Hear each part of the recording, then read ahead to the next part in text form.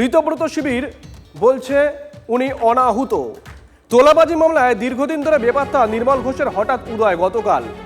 তপসিয়ায় তৃণমূলের বিদ্রোহী শিবিরের বৈঠকে নির্মল, আপনাদেরকে ছবি দেখাবো। আরজি করের সঙ্গে লটারি দুর্নীতি মামলায় নাম জড়ায় নির্মলের। গ্রেপ্তারি এড়াতেই কি ঋতব্রত শিবিরে ফেরার চেষ্টা করলেন নির্মল ঘোষ? নির্মল গ্রেপ্তার হবেনি দাবি নোয়াপাড়ার বিধায়ক ও রাজ্যের পরিবহন মন্ত্রী অর্জুন সিংয়ের। প্রদীপ্ত কান্তি ঘোষ আমাদের সঙ্গে রয়েছেন, আমাদের সহকর্মী। প্রদীপ্ত, দুটো বিষয়, অর্জুন সিংয়ের দাবিটা পরে আসছি। গতকাল নির্মল ঘোষ তিনি বেরিয়ে দাবি করলেন তাকে ডাকা হয়েছে তাই তিনি এসেছেন, অন্যদিকে ঋতব্রতরা কার্যত সেই দাবি নস্যাৎ করে দিয়েছিলেন। তাহলে বিষয়টা হলোটা কি? দেখো, এক্ষেত্রে নির্মল ঘোষের অবস্থানই কিন্তু বারংবার বদলেছে। গতকাল বৈঠকের শুরুতে তিনি যখন যান সে সময় তার বক্তব্য ছিল যে তিনি বৈঠকে আসেননি, শুধুমাত্র জাভেদ খানের সঙ্গে দেখা করতে এসেছিলেন। কিন্তু কিছুক্ষণ পর, অর্থাৎ বৈঠক যখন শেষ হয়ে যাচ্ছে, তখন তিনি দাবি করছেন যে তিনি বৈঠকে ছিলেন এবং তাকে বৈঠকে ডাকা হয়েছিল, অন্তত তেমনটাই তিনি দাবি করেছেন।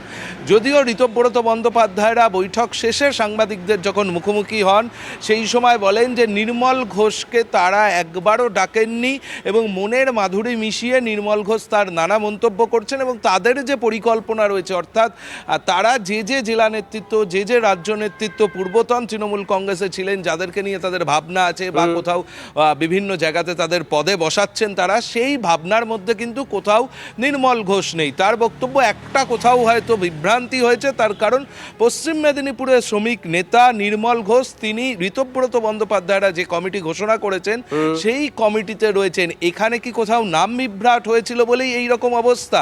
তার কারণ ঋতব্রত বন্দ্যোপাধ্যায়দের বক্তব্য তাদের ভাবনার সঙ্গে নির্মল ঘোষ জুড়ে নেই। আর শুভজিৎ, তোমার মনে থাকবে যে এই নির্মল ঘোষের বিরুদ্ধেই আরজিকর কাণ্ড রয়েছে। শুধু তাই নয়, একাধিক অভিযোগ। সঙ্গে থাকো তুমি, তোমার কাছে আবারও আসবো।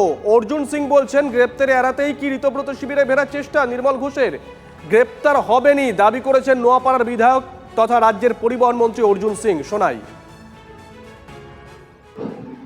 দেখুন, নান্টু ঘোষ কী করবেন সে নান্টু ঘোষের ব্যাপার। তৃণমূল কোন তৃণমূল সঙ্গে কে থাকবে তাদের ব্যাপার, আমাদের তাদের নিয়ে কোনো এখনো পর্যন্ত থানায় বহু এফআইআরও দায়ের হয়েছে অন্যান্য কারণে। আইনের পথে চলবে, উনি অ্যারেস্ট হবেন। উনি যে কমিটিতে থাকুন, যার সঙ্গেই থাকুন, আইনের পথে চলবে। যাব প্রদীপ্তর কাছে। প্রদীপ্ত, অর্জুন সিং তো নির্মল ঘোষকে নিয়ে বললেন, উল্লেখ হয়তো করলেন নির্মল ঘোষকে, কিন্তু কোথাও গিয়ে কি আরো অনেকের দিকেই অভিযোগের আঙুল তুললেন যাদের বিরুদ্ধে অভিযোগ ছিল, যারা এখন মৃত শিবিরে?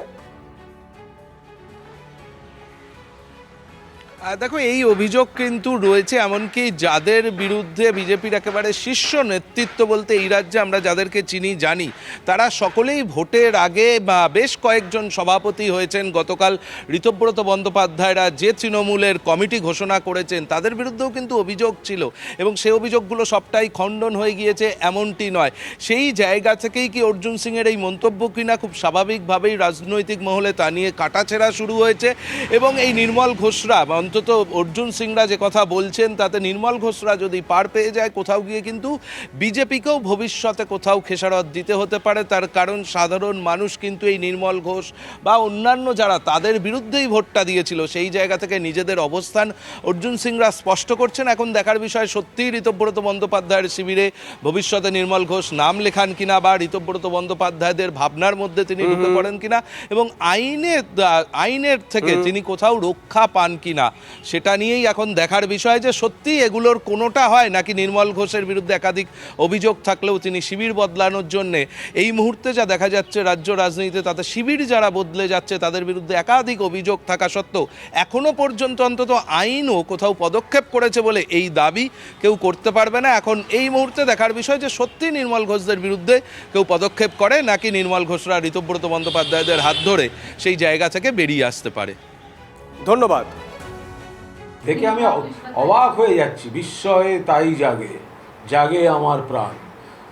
আরজিকর নিয়ে শুনলাম যিনি নাকি যে ডাক্তারবাবু বিপ্লবী সেজেছিলেন তিনিও যেখানে যাচ্ছেন, আবার যাদের বিরুদ্ধে নাকি তড়িঘড়ি ডেড বডি পড়ানোর অভিযোগ ছিল তারাও একই মিটিংয়ে বসে আছেন। এটা কি করে হতে পারে?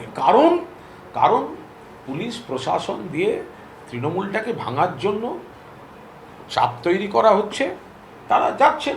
এদিকে নির্মল নাম নিয়ে বিভ্রাট ঋতব্রত শিবিরে। মেদিনীপুরের নির্মল ঘোষকে কমিটিতে জায়গা ঋতব্রতদের। মেদিনীপুরের নির্মল ঘোষ আর পানিহাটির নির্মল ঘোষ নিয়ে এই দুটো নাম নিয়ে বিভ্রাট হতে পারে। মমতার প্রতি আস্থা আছে বলেও আচমকায় বিদ্রোহী ক্যাম্পে নির্মল ঘোষ। আমন্ত্রণ করেছিল বলে এসেছিলাম, বেরোনোর সময় দাবি করেন নির্মল। কেউ ওনাকে ডাকেনি। পানিহাটির নির্মল ঘোষ আমন্ত্রিত ছিলেন না, জানায় ঋতব্রত শিবির। প্রাক্তন বিধায়ক নির্মল ঘোষ তিনি আজকে এসেছিলেন। ওনার ব্যাপারে কোনো সিদ্ধান্ত হয়নি, উনি এসেছিলেন কিন্তু কোনো সিদ্ধান্ত আমরা এখনো গ্রহণ করিনি। না, আমরা আপনাকে ক্যাটেগরিক্যালি বললাম। আমি দেখুন নির্মল ঘোষের নাম যখন বলেছি আবার উল্লেখ করে দিয়েছি পশ্চিম মেদিনীপুর, যাতে কোনো সংশয়ের অবকাশ না থাকে। আপনি যার কথা বলছেন তার সম্পর্কে কোনো সিদ্ধান্ত গৃহীত হয়নি, আমরা কোনো আলোচনা করিনি। তিনি এসেছিলেন। কে কোথায় যাবে সেটা ওর ব্যাপার, কিন্তু কেউ যদি অপরাধ করে থাকে আইন তার বিরুদ্ধে ব্যবস্থা নেই। কোন শিবিরে গেলেন একটা বড় কথা নয়, তিনি আইনের বিরুদ্ধে কাজ করেছেন, আইনে আসতে হবে। সে তো রোজ দলবদল হচ্ছে, ওদের ব্যাপার, পার্টিটাই নাই সেখানে, কে কার নেতা কি যায় আসে।